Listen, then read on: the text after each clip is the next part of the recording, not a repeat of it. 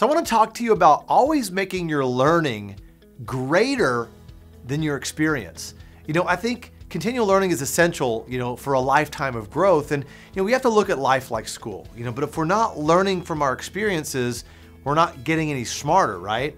And so there's things that worked and then there's things that didn't work, right? In different parts of our life. For things that worked, they actually boosted your capability and your confidence.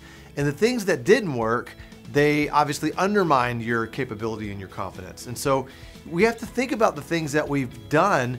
And if you remember the 4 C's that I talked about in one of my previous videos, that if you want to gain confidence, or if you want to do something great, you don't have to have the confidence first. Confidence actually comes from displaying courage and getting a new capability. So when you make a commitment and you display courage on that new commitment, then you get a new capability and then you have more confidence. And so when something didn't work, well, basically it undermined your capability. You weren't able to push through that courage part, right?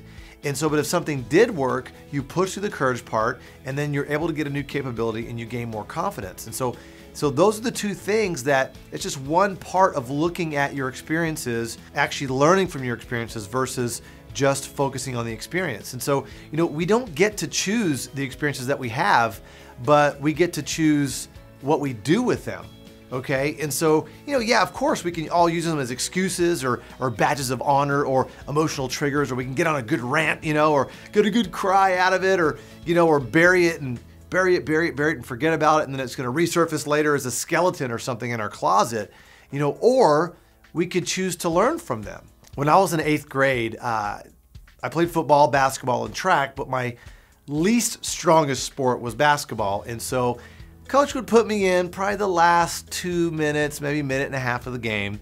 But I was always cheering from the sidelines, getting the towel going and rooting my teammates on. So I finally ended the game.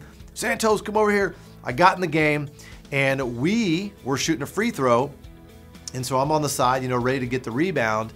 And I'm so jacked up excited, man. I'm like, okay, I'm gonna get this ball. The ball bounces. I grab the ball and I just start heading for the other goal.